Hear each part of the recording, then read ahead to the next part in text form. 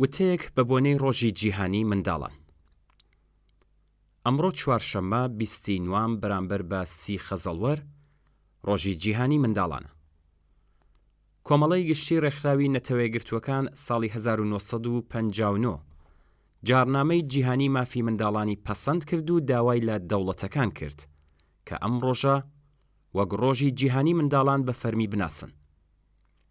ڕۆژی جیهانی منداڵان لە کاتێکدایە کە ئەرتەشی جنایەتکاری ئیسرائیل لە ماوەی یەک ساڵی ڕابردوودا نزیکەی 12,000 منداڵی لە کەرتی غەزە کۆمەڵکوژ کردووە. جنایەتێکی ئاوا ترسناک لە مێژووی جیهاندا بەم قەبارەیە و لە ماوەیەکی ئاوا کورددا کەم بێنەیە. ئەمە جێنۆسایدێکی ئاشکرایە کە لە بەرچاوی جیهان و بە چاوپۆشی دەوڵەتی ئەمریکا و هاوپەیمانەکانی ڕوودەدات. ڕاستیدا ئێمە لە جیهانێکدا دەژین کە نەک هەر ڕێز لە مافەکانی منداڵان ناگیرێت و منداڵان لەسەر تاسەرەی جیهاندا دەچەوسێنەوە و بە شێوەیەکی وەحشیانە بەکاردەهێنرێن، بەڵکو لە شەڕی نێوان ئیسرائیل و حەماسدا گیانیشیان بۆتە ئامرازی تۆڵە سەننەوەی کوێرانەی فاشیستی و ڕەگەزپەرستانە. هەروەها ڕۆژی جیهانی منداڵان لە بارودۆخێکدایە کە ڕژیمی ئیسلامی قەتڵی زیاتر لە 70 منداڵ و تازەلاوی خوار 18 ساڵ تەمەنی لە سەردەمی شۆڕشی ژینا و لە ماوەی کەمتر لە ساڵێکدا لە کارنامەی خۆیدا تۆمار دەکات. هەر لەو ماوەیەدا و لە هەوڵێکی جنایەتکارانەدا بە مەبەستی چاوترسێنکردنی تازەلاوان و کۆمەڵگا بەگشتی بە گازی ژەهراوی هێرشیان کردە سەر سەدان قوتابخانەی کچانە لە سەرانسەری وڵات و هەزاران منداڵیان ژەهراوی کرد. ئەم جنایەتە ترسناکانە لە دۆخێکدا ڕوودەدەن کە لە ژێر دەسەڵاتی کۆماری ئیسلامی ئێراندا چەندین ملیۆن منداڵی بنەماڵە کرێکار و کەم داهاتەکان لە خوێندن بێبەشن. منداڵان بە شێوازی جۆرا و جۆر دەکەونە بەر ئەزیەت و ئازار و هەر ئێستاش لە هەندێک لە قوتابخانەکاندا منداڵان سزای جەستەیی دەدرێن. زیندانەکانی ئەم ڕژیمە پڕن لە منداڵانی خوار 18 ساڵ تەمەن و ئێران تاکە وڵاتی جیهانە کە تێیدا منداڵانی ژێر 18 ساڵ تەمان لە سێدارە دەدرێن. لە قوتابخانەکاندا بە شێوەیەکی ڕێکخراو و ئامانجدار مێشکی منداڵان بە خوڕافات ئالوودە دەکەن. منداڵان بە پێی ڕەگەز لە یەکتر جیا دەکرێنەوە، ڕۆحی پیا و سالاری لە کوڕاندا و ملکەچبوون و گوێڕایاڵیش لە کچاندا بەهێز دەکەن. کچانی کەم تەمەن هەر لە یەکەم ڕۆژەکانی خوێندنەوە دەبێت سەرپۆش بەسەردا بدەن و خۆیان لە کوڕانی هاوتەمەنیان جیا بکەنەوە و فێری ئەوە دەکرێن کە یاریکردن و تێکەڵاوبوون لەگەڵ کوڕان کارێکی خراپە. هاوکات لەگەڵ حیجاب و بێبەشکردنی کچان و کوڕان لە یاریکردن لەگەڵ یەکتر ئاموزشی ئاینی دەست پێ دەکات. کتێبەکانی خوێندن پڕن لەو جۆرە فێرکاریانە و منداڵان ناچارن لە تەمەنێکی کەمەوە نەریتی ئاینیەکان بەڕێو بن و بەشداری لە ڕێوڕسمە ئاینیەکاندا بکەن. بەم شێوەیە ڕێگە نادەن کە منداڵان بەدەر لە باوەڕ و خوڕافاتی مەسەبی پەروەردە بکرێن و فێری زانست بن و ئیمکانی ئەویان هەبێت کە لە داهاتوودا بە هوشیاریەوە بیر و باوەڕ و شێوازی ژیانی خۆیان هەڵبژێرن. لە قوتابخانەکاندا مەراسمی تەکلیف بۆ کچانی تەمەن 9 ساڵان بەڕێوە دەبەن و هانی منداڵەکان دەدەن بۆ ئەوەی هاوسەرگیری بکەن.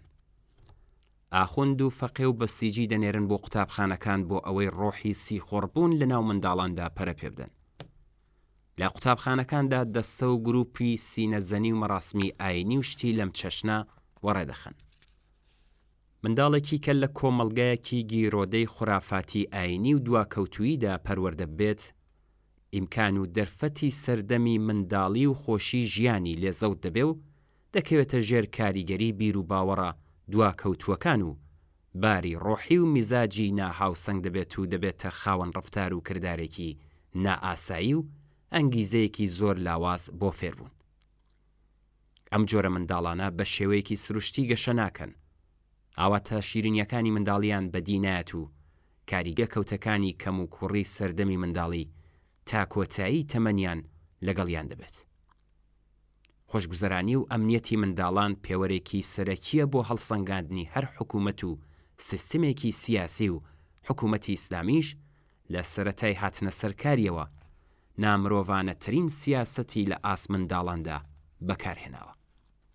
ناردنی منداڵان بۆ مەیدانەکانی مین لە شەڕی ئێران و عێراق، بەکارهێنانی منداڵانی سەرباز لە شەڕدا، کەڵک وەرگرتن لە منداڵان لە ڕێوڕسمە ماتەمینیەکاندا و خوێناویکردنی جەستەیان بە کارد و زنجیر و بەکارهێنانی منداڵانی بەسیجی بۆ سەرکوتکردنی خەڵک، هەمووی ئەمانە لە زومرەی تاوانە لە بیر نەکراوەکانی کۆماری ئیسلامین لە دژی منداڵان کە دەکەونە خانەی چەمکی تاوان لە دژی مرۆڤایەتیەوە.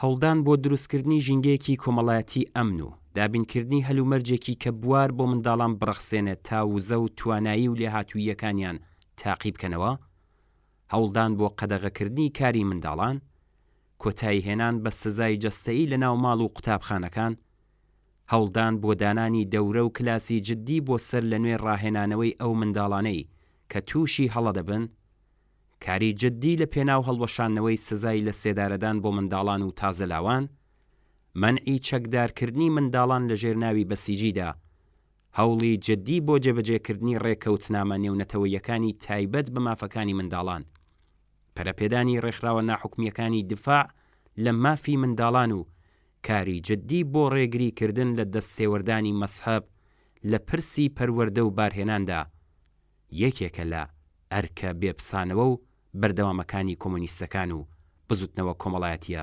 پێشکەوتن خوازەکان. ئەوەی کە ئەمڕۆ لە کۆمەڵگای ئێراندا دەگوزارێت چارەنووسی حتمی و چارە هەڵنەگری منداڵان نییە. ئەم دۆخە دەتوانێت و دەبێت بگۆڕدرێت. بۆ گۆڕینی ئەم بارودۆخە و ڕزگارکردنی منداڵانی ئەم کۆمەڵگایە لە چارەنووسێکی لەم چەشنا، هیچ ڕێگایەکی تر نییە جگە لە یەکگرتووی و خەبات و تێکۆشان لە دژی ئەو دەسەڵات و پەیوەندیانەی کە منداڵانی ئێمەی بەم جۆرە بێبەزەیانە لە مافە سەرەتایی و ئینسانیەکانی خۆیان بێبەش کردووە.